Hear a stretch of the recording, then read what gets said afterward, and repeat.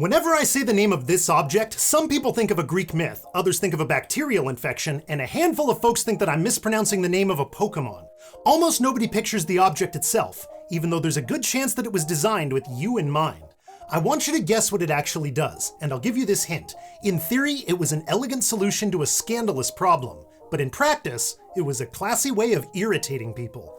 This is a Tantalus. That's a dangerous animal! Now, the Tantalus was actually named after a figure in Greek myth.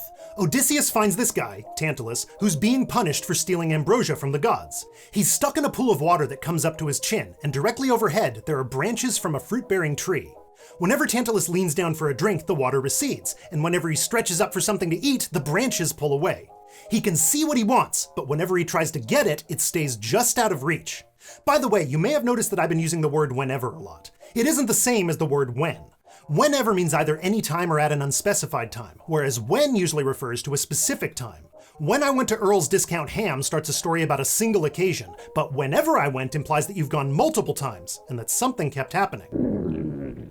When can sometimes be used in place of whenever, but whenever can never be used in place of when.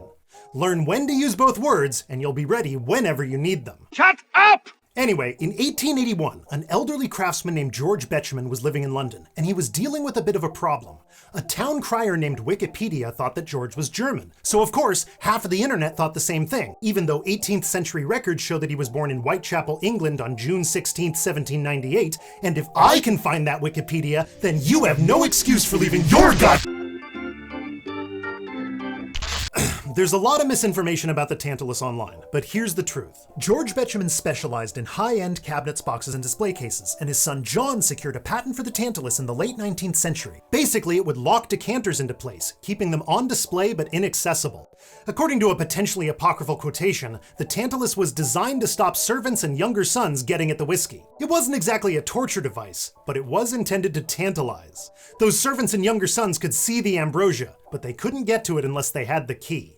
That key caused a problem of its own, though. Shortly after its invention, the Tantalus exploded in popularity, being adapted into dozens of different configurations. But a common complaint was that the key would go missing.